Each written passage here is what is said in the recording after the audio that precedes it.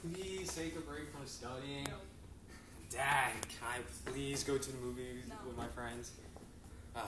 The daily complaints and responses of the average teenager.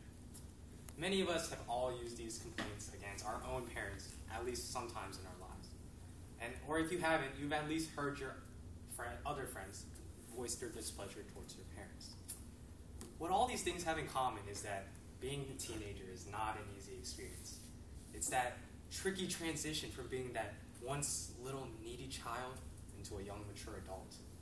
It's the idea that you have to leave the nest Mama and Papa Bird built and fly out into the horizon on your own. It's also that feeling where maybe the parents that you once thought as loving caregivers are just people that put a lot of burden and pressure on you and just make your life more miserable. Well, many of you probably feel that way right now. But the thing is, your parents really are trying to make your life better. They really are trying to make your entire experience with the world better. And that's why it's important and quintessential for you to realize that. As my old grandfather once said, your parents have eaten more tables of salt than you have plates of food in your life. No, my parents don't have diabetes. What he was trying to say is that my parents have lived for so many more years. They have had so many more life experience than I have. And they want to pass down that information they gave down to me. After all, what kind of parent doesn't want their child to succeed? They want to make sure that you don't make the same mistakes that they did. They want to make sure that you take every opportunity that comes your way and use it to the fullest. And they want to make sure you live your life to the happiest it can be. But for some reason, many teenagers don't feel that way. In fact, they abhor their parents. In 2007, clinical studies showed that over 10,000 teenagers don't agree with their parents over half the time, and that many of them have their main priority for the future is to get away from home as soon as possible. Granted, I've too felt like I was part of this 10,000 population of teenagers, and that I too felt subdued and pressured at times. In fact, I felt like they were the puppeteers controlling and moving my strings, telling me what to do. I couldn't live my life to the way I wanted to be. I felt like everything I did was just to please them, and nothing I seemed to do would be able to satisfy them. Every bad grade I got was scrutinized to no extent. Every poor decision I made ended in lots of reprimanding and scolding. And every time I wanted to do something, it ended with suggestions of what else I could be doing with my spare time. So it's this feeling that really made me think that my home, a place that I could go to after school and just relax, was sort of like a prison.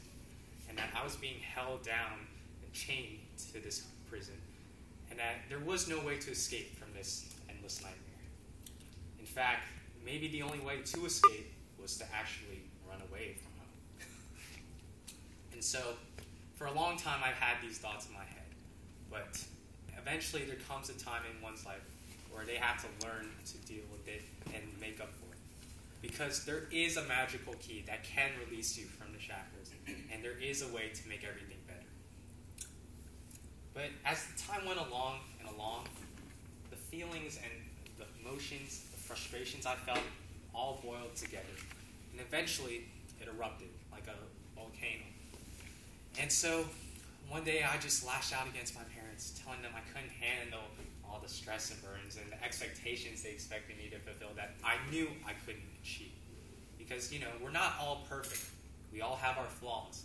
And I just wanted them to realize that I wasn't always going to be what they wanted me to be.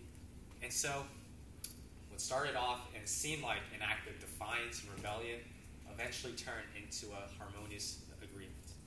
Because before then, my parents, they never actually knew what I was feeling like. They just assumed that the reason why I acted so indifferently and nonchalantly towards them all the time was mainly because I didn't really care, and that they felt that by being more strict and stringent, that they could enforce more discipline into me. But in fact, after I told them how I felt, it was actually the other way around.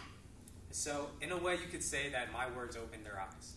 We looked at each other's perspective and put each other in each other's shoes and actually knew how we felt.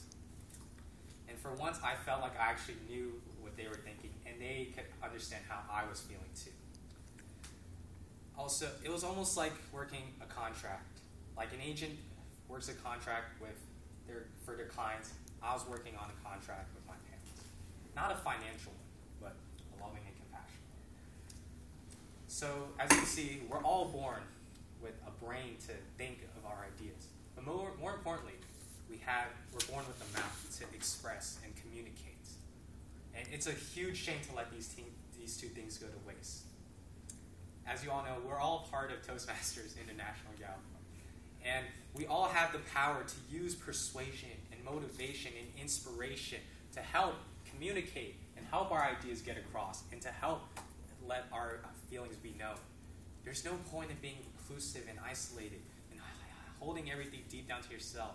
That won't get you far in life. You need to be expressive, not only just your family, but also in your everyday life. Let other people know how you're feeling, how you want to be treated.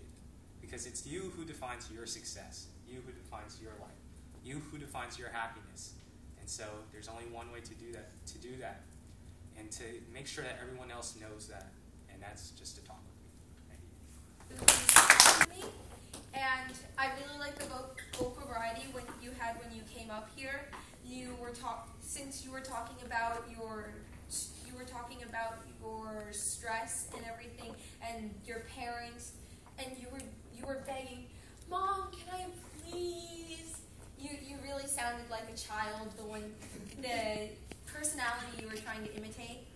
And the topic's relatable, of course. We all have parents. We all don't want to listen to our parents. And it's true, they do have a lot more experience than us. And you clearly had great eye contact. You had your speech memorized. You looked at everyone throughout the thing. And it was great language choice. It was a lot more formal than most of the speeches where you had very intelligent language. And I thought that really enhanced your speech and showed how much you've progressed over your past few speeches.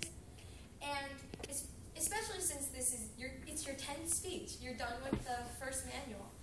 Some of the things that a lot of people frequently forget is just these little hand gestures. You're not very sure what to do with your hands, so maybe your hands are together like this, or emphasizing the words you think should be emphasized.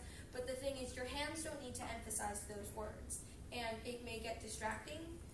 The gum, I do not think would be very necessary when giving a speech, especially since when you're giving a speech, you'll be chewing, and it would be clear if you did not have the gum and less distracting.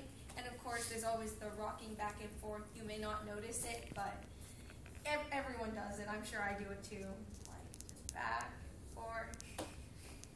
And with your vocal variety that I complimented earlier, at the beginning and the end, you really focused on it, and it was great. You have to remember to keep it throughout the whole. You have to remember to keep the vocal variety going throughout the whole speech to keep your audience interested in. Because this is a really great topic.